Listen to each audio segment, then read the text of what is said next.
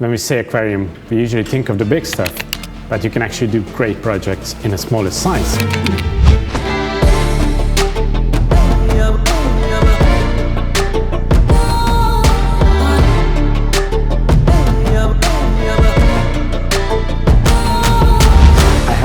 Size today, which is 36 by 22 by 26 centimeters, and I'm going to try to create something simple. I think this is going to be a shrimp tank, but not yet sure, to be honest.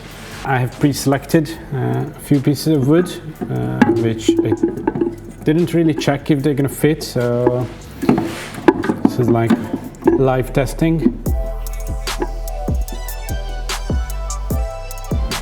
Well, it's not going to be a maintenance dream, this tank. Sure, it's going to be quite filled. Then I have space behind. That was my biggest worry, to have sufficient space for stem plants. This is going to work now. I just need to glue stuff. A small tank like this boat has, well, advantages and disadvantages. A bit more difficult to keep in balance. So to avoid that, we're going to use an external filter, even on such a small aquarium. I think it's going to be an Eheim Experience 150, but it's really quick to build, quite inexpensive compared to a big aquarium, especially the stuff that goes in it. It can be a great way to have an aquarium in your office space or maybe in your kitchen. So in places where you normally wouldn't put a big tank.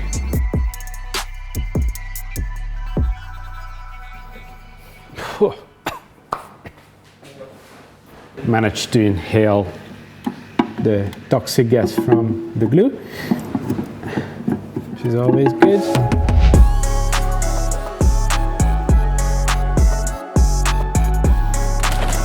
Today I'm going to use Tropica soil, and the reason is, in the front I want to use the powder version. This is the normal one, the bigger grain size. I'm going to use it in the back.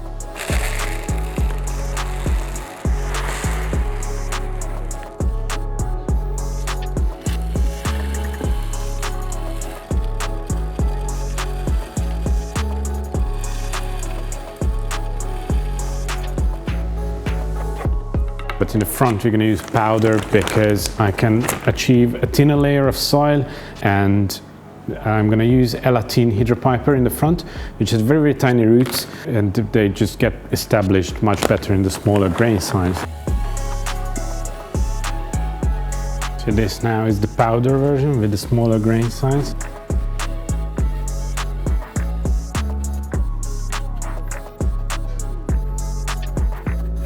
I'm going to use Elatine hydropiper in the front, which is one of the smallest leaved carpeting plants, and I love it for that.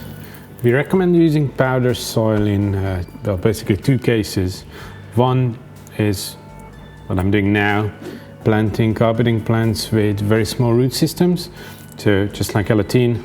Don't get me wrong, it can be done in bigger grain size as well, I mean in normal soil, but it's a bit easier to do in this, especially if it's a small tank size like this. It just looks better from the front that you don't see the big pieces of soil. And the other use case for powder is when you create like extreme hillsides.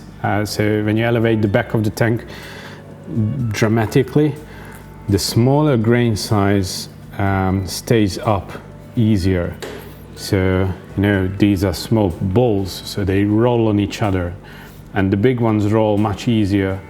So in those cases we usually create the hill itself from normal size, but then we pour about half a centimeter or 1 centimeter of powder on top, and then it stays up.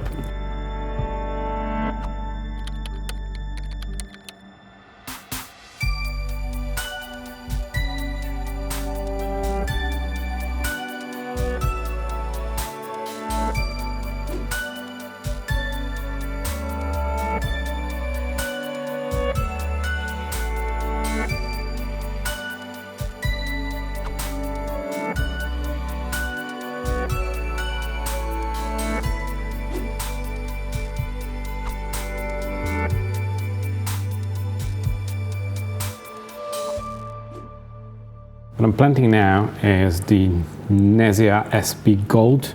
I think it should have not too big leaves, so should look quite nice in a smaller aquarium. Stem plants are always beneficial in any aquarium because of their quick growth, which means they're going to take up lots and lots of nutrients. And as I mentioned before, smaller tanks are much more difficult to, well, not much more difficult, but more difficult to keep in balance. This quick growth rate helps out even more in a smaller environment than it would in a big tank. I know it looks like I'm using directly from the in vitro cup and there is stuff underneath, but that's just water. So all these plants have been pre-cleaned and just put back into the box, and there's some water underneath from the wash they got. So don't worry, I'm not putting the gel into the aquarium. On the right side, I'm going to have it front to back, the graduation from Rotala, Nanyashan, Limnophilia Vietnam and Nesia Gold. And on the back, I'm going to have it from left to right. So now I'm going to switch to the Rotala Nanyashan. So I go from green to orange.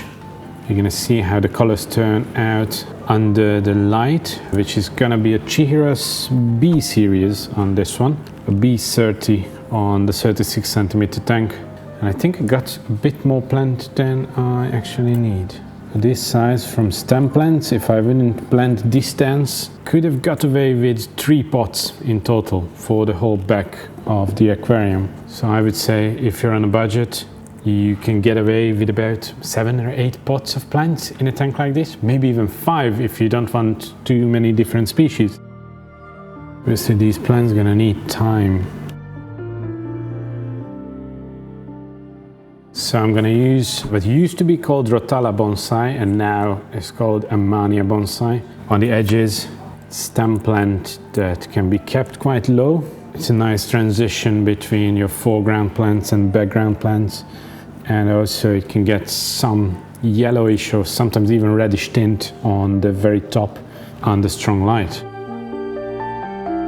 The water column is not too high, so these plants are going to be close to the light. And the B series already have RGB chips beside the white chips. We might get some nice coloration. Well, it's not going to be anything aggressive, so if you are looking for a new light and you get lost in the, well, quite big range of Chihiro's lights, we have a separate video explaining what the differences are and how we recommend to choose. So go ahead and check it out. I'm gonna go get a few pieces of epiphyte plants as well, just because the wood is a bit too big on its own. I'm gonna lighten that with epiphytes. The finishing touches, I've chosen a pot of Anubias nanopinto for the interesting whitish leaves, Heteroclita deformis, which is a very, very small leaf bulbitis, which is gonna be perfect for the ratios of the build. That's it, you're done. Just needs time for all the stuff to grow. So this is the final scape of the tank planted, but special occasion, this is not the end of this video because we're going to use some new technical equipment on this aquarium. For example, a Sodastream CO2 setup, a new type of CO2 diffuser, which I love the looks of this. I think it's quite elegant. So we're gonna head over to the final position of this aquarium, fill it up and start all the technical stuff. So here we are with the tank already running, water filled, filtration set up, but as you can see, my drop checker is still blue because the CO2 system is not yet installed. And I wanted to do that on the video because I'm going to use a new type of CO2 system we have, which is based on a Sodastream bottle. This is something you can get in basically any bigger grocery store, and then you can go there and replace it. Also, if you want to know about all the rest that I've already done by filling up, filtration started, so on, we have a video about that as well, so you can find it here. So I'm going to use the Sodastream pressure reducer from Aqua Art today. It's a new product in our lineup. We've never set up a system like this before, so I might be a bit clumsy. but it simply goes on top of the cylinder. I guess as far as you can do it by hand, you do the, oh, okay. So as I twisted, I've just heard a clicking sound, and I can see on the pressure gauge that the pressure rise. That means CO2 is now basically connected. Also from AquaArt, I have this bubble counter, and I'm gonna open this up because there's something in here which I need for that. In the package of the bubble counter, I have this metal pipe that goes into these quick fit connectors. You plug it in, you can't pull it out unless you hold the blue ring. Then you can put on the solenoid valve, which has an in and out noted on it, so make sure you put it the right direction. And then the bubble counter. And then we're gonna use the regular CO2 hose after this part. All this goes into a cabinet as usual. And I'm going to use a new type of CO2 diffuser as well. This is from Arca. Might be a bit too big for this aquarium size, but now I'm committed that I want to use it. This has a quick connector as well, so just pop it in. Here it is, a new setup. I think it shows really well that if you want to go with the nano size, you don't need to stick with your cube tanks. I think it's up to personal preference, which one you like more. I like these, well, widescreen versions much more. I think it's much easier to build in these, and you're gonna get some inspiration to do something like this in your office or in your kitchen beside your big aquarium, which you already have, right? Thanks for joining me. See you next time. Goodbye.